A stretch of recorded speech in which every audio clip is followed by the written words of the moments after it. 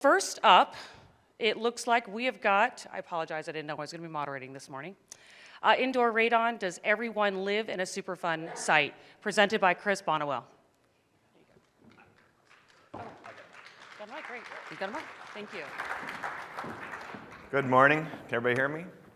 Good. First of the day, kickoff, I was debating about whether to make everybody like stand up and stretch and do calisthenics or something. No, I decided no, I didn't want to get beaten up in the back alley or something later. So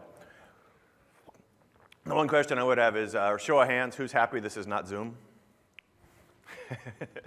Exactly. So, all right. So what I was hoping to do today is kind of going to blend two worlds. We know we got the VI world going on here, and so this is where I'm sort of making radon meet the VI world and the chemical vapor intrusion world. So titled it, Does Everybody Live on a Superfund Site? So let's see if I click, there we go. Oh, the animations don't work. So if you don't know what Superfund is, 1980, Congress established the Comprehensive Environmental Response, Compensation, and Liability Act, CERCLA, which is informally referred to as Superfund. It's got several goals. The goals are protect human health and the environment by cleaning up contaminated sites, make responsible parties pay for cleanup work, which is really I'd say the root of what it does, involve communities in the Superfund process, and return those sites to productive use. And so what's that look like, or how do you get there? So there's what's called the National Priorities List, the NPL, establishes the list of sites that need to be done and cleaned up, and basically gives them a rank. And the ranking these come in and how they get in there is through what's called the Hazard Ranking System. And that basically sums up how bad it is. And so we're going to talk a lot about that in this. As of right now, these are, I believe, the most current statistics I think I pulled, although I forgot my citation down there. There's 45 proposed sites. There are 48 proposed sites. There's currently 1,327 active NPL sites, and 438 have been deleted. So that's a lot going on across the country. I put a little note at the bottom down there of the average cleanup for a Superfund site is probably $25 to $30 million. I mean, there's some in the million or 2 million, but there's some in the 50 to 100 or whatever. So you start adding that up and looking at 1,300 sites, you're way into the trillions of dollars being spent on cleaning these things up. And money is the big driver for so much of what goes on in that industry. Here's a map. These are where they all are. I find it mildly entertaining. I'm from the Milwaukee area, and I'm not going to zoom in and show you, but I live in a town of 1,500 people, and I have 2 Superfund sites in my town, which is kind of odd and a little strange. But anyway, they're all across the country. Obviously, they follow a lot of the historical industrial zones and areas, but some of them are surprisingly small. It doesn't take certain chemicals a big operation to cause a big problem. So you can end up with one dry cleaner in a town can actually create a substantial Superfund site. So what are they cleaning up? There's more than 600 chemicals have been discovered at Superfund sites. They can be classified as being corrosive, flammable, explosive, or toxic. Toxicity can either be acute or chronic, and I think that'll be a distinction we'll talk about in a little bit. And then there's what they refer to as the 10 to the negative 6 carcinogenic endpoint, and that's really the standard for what they look at. And the way you translate that means is there's a risk of one more cancer case in every million of the population. So, and I think that's a really important number for us to think about as we start talking about and looking at in respect to radon. So what specifically are they cleaning up? These are the top, I think the top 7 that are out there. You've got lead, a lot of lead sites that are out there. I've worked on a few. Toluene, chromium, arsenic. And then on the right you have benzene, trichloroethylene, and perchloroethylene. And what's substantial about those 3 on the right is they're all volatile chemicals. And the volatile contaminants are at risk for vapor intrusion. And so you're hearing more and more about vapor intrusion at this conference probably than you ever had. So what is that? Wrong slide deck, okay. Now we're missing a picture, the whole pathway picture. So what is vapor intrusion? Vapor intrusion is essentially contaminated soil and groundwater. The volatile chemicals migrate off of it. They go through the soil. They migrate into buildings, through pathways, through diffuse cracks, through everything in there. And then people inside get exposed through inhalation. The VI science is continuing to evolve. It's a growing industry. 20 years ago, you probably didn't, in the environmental consulting world, barely probably even touched vapor intrusion. So it's really come on the scene as being the big player and the big driver.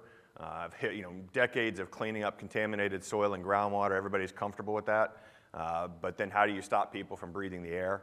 That's really been the driver for a lot of sites, and a big concern for liability as to, are people ongoing? What are they doing? Will they keep breathing the air? So a couple of the evolving areas, TCE, I mentioned that one before. TCE has a short-term exposure risk. You can start to have risks of even 24 hours of exposure, and so you actually have in some states buildings being evacuated when they hit certain levels, which can be quite alarming, as well as a huge amount of liability of, holy cow, we just emptied out a building because people have been exposed. The other one is preferential pathway migration. That's a big one out there right now, because understanding how these gases, they may be in the soil or underneath, but then they'll actually migrate preferentially sometimes through sewers because they may have been released in sewers. And so you may be blocks away from a house or from an area that was contaminated, but your house is contaminated in indoor air because of migration through sewer pathways. And so it can be very unexpected where these vapors show up. But ultimately, you have two courses of action. You can either remediate, we can go find the source, we can go clean it all up, or we can mitigate it. We can make sure that people just don't breathe that air. And that's where you see some commonality here. And it sounds familiar. You've got a hazardous soil gas. It infiltrates buildings and structures, goes through diffuse and preferential pathways, chronic toxicity. Ultimately, that's no different than radon. It is the exact same thing.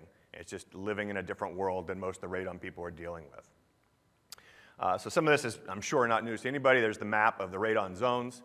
It's radon, naturally occurring uranium decay product. It's ubiquitous. It's pretty much everywhere in soils at some degree or another.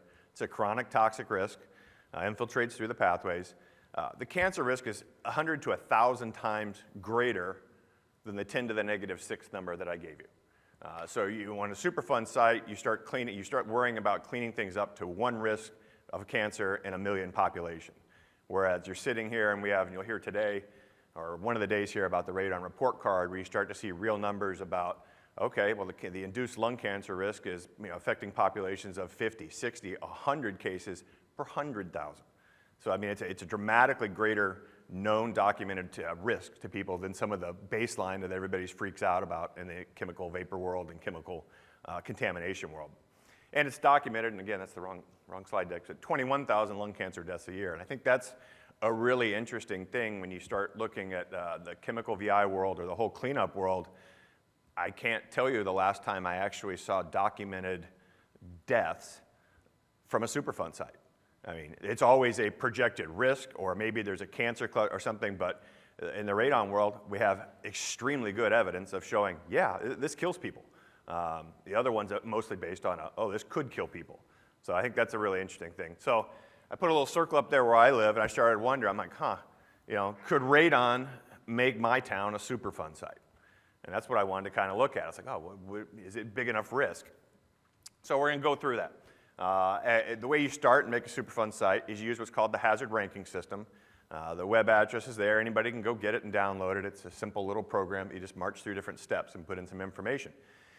And what it does is it's going to take the features of the site, the contaminant, and different things, and it comes up with a score saying, what's the relative risk of a population being impacted? How severe is it? Is it this town, they're drinking contaminated groundwater right now, or they might drink contaminated groundwater in 20 years if it migrates that. So it starts to look at that risk. And it builds all this off of the Superfund chemical data matrix. It's a big database that has all the chemicals that they can put in there and apply. And again, there's the link for that.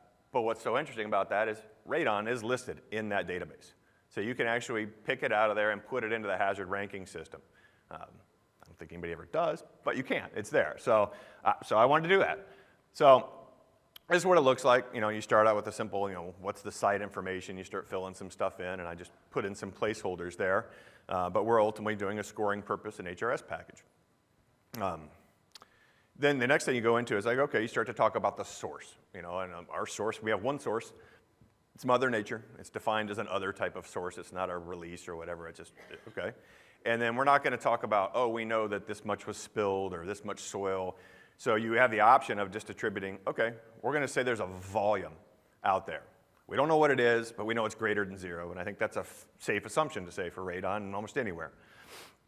And then next. So, and then we're going to look at, you have multiple pathways, and this is what the HRS does. It says, oh, what's the risk of drinking the groundwater? What's the risk of being in contact with soil? Or what's the risk of being an air migration pathway? Okay, that's what we want to look at. It's the only one we want to look at. And you can see at the bottom, oh, I didn't do there. So again, I apologize, wrong slide deck. You select radon, pulls it out of the database. So I'm not making any of these things up. I'm using the exact data that EPA uses for these things. So then we go in here and we have to talk about the first section, and at the top you can see the different tabs there for the different pathways. For air, for soil, for groundwater, what are those different pathways? And we're just going to look at the air. So the first section of this is what's the likelihood of release?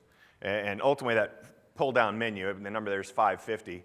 The number itself is meaningless, it's just how it comes into the system. But basically what that means is we know people have been exposed. You don't have that in a lot of chemical sites, chemical cleanup sites, like they might be exposed. And that's where you get into these other areas of potential release, that it could be in there. But we don't have to even look at that because we know that there's been an exposure. So then we have to assign mobility. And again, down there at the bottom left, that comes out of, and it just pops up. You enter the radon 222, that's the chemical of concern we're looking at. And we say it's a generate to get observed pathway. And so it starts building in these data values in there that starts to build into the score. I don't make them up. They put them in there. It's automatic. So next we got to move on to and start talking about, okay, well, what's the exposure look like? And again, the first number is the nearest individual. Because again, that's what usually comes in a lot of hazard sites or whatever is, oh, how far away are they from it? What's some ranking of it's in their immediate proximity. But again, we just choose the fact that we know they're exposed. They're right there in it. There is no distance. So it gets the highest score it can for that. And then you go into populations, and for that you talk about how many people are in this concentration range or that wherever the exposures are. And so for me, I just put in my little town, it's 15,000 people. I put, okay, we've got 15,000 people in my town. What if they're all exposed? Or let's say they are. What would the score be? And so it does the math and go down, and you can see at the bottom it has a score of 100. And the 100 is the maximum score for any one pathway. And the way that then factors back in there, if I max out this pathway, my total hazard ranking score is a 50. To get on the national priorities list, you have to have a minimum score of 28 and a half. So it's clearly this one pathway can get there. And so it's like, okay, I'm not padding this. You could say, oh, well, you just said 15,000 people were exposed. Okay, let's back that down. And so I did the math. You start playing with the numbers. How many people does it take to max that score out? The number's 42. If you're a Hitchhiker's Guide to the Galaxy fan, that's funny. But otherwise, 42 people exposed above a screening level for radon would classify that area with a score high enough to be a Superfund site. And in fact, you could back it all the way down to 22 people would be enough to get you to that 28.5 hazard ranking score. So doesn't take a lot. And so how do we justify some of this? What I did is I went and looked at this, and this is the CDC data set, and you'll probably be hearing more about that tomorrow and a couple other different talks there at the symposium. But it's basically a compilation of all the lab data that's been done in different counties, and it's by county, and you can sort it. And so they have compiled the mean concentration observed, and that's how we can justify that, yeah, we can say people have been exposed, so we get the data for that, and it breaks it all up by counties. And it looks a lot of similarities to the radon zone map we're all used to seeing, but it's actually more current and I think a little bit more granular about what these exposures are rather than a presumptive, because it's real numbers. So what can you learn from that data set, and what can you learn from the hazard ranking system from there? So if you go look at that and put it as a cumulative, from that bottom line there, you can do the math. You can take all the county data by mean data and then match it up with population data. And from that, you can back out, I can say 29.5% of the population of the US lives in a county where exposure above 4 has been observed. And then if maybe things go the way of the WHO, and what if we back off down to 2.7 as our number? Well, now you can say 49.2% of the country lives in an area that's above that risk. And so from the hazard ranking, that'd be half the country almost. So what do we learn from all of this? The hazard ranking scores sites for NPL. It's a known system. It's how they do things. The CDC data, using that, identifies almost 30% of the population resides in counties over 4, and 50% above, if you count 2.7 as a screening level. So if we apply that, the HRS scoring system, only 42 people is all it takes. So does everyone live in a Superfund site? No. But does it feel good to say that only 50% of the country lives in a Superfund site? Probably not. That doesn't sound very good. It's not good optics for anybody. So I cheated a little bit all this, and why is there no radon sites? So in the hazard ranking system, the way it works is all those numbers that you put in there, it's going to be exposure above background. And so the minute you say, oh, well, radon's background, so you don't get to put any numbers in for it. And that's why nobody does it. But I think it's quite odd, the fact to say, hey, well, it's still a risk. It's still just as big of a risk. Just because it's background doesn't mean it's not there. So, and that's it. So no, not everybody lives in a Superfund site, but half the country does. So with that, any questions? Yes? It's not more, it's not a question as much as a comment. In some of the courses I teach, is I want to emphasize, EPA regulates carcinogens on the 1 in 100,000, 1 in a million chance of being, whereas radon is 1 in 1,000. So, it doesn't take much math to figure out, that the radon risk is so much higher than, EPA can't regulate, radon down to the 1 in a million because it would probably be less in outdoor levels. So I think that's, an important point you made. Yeah. Thank you. Yeah, no, I think it is very interesting, but again, I think it's the same math that they use to say your site's contaminated, whatever, somebody's going to spend $30 million. They're going to clean it all up, and it's done, and then what's left is 1,000 times worse than what they cleaned up. So, what does it accomplish? I think it adds a lot of argument to the radon industry of how important what we do is. We're cleaning up worse than Superfund. Anything else? All righty then.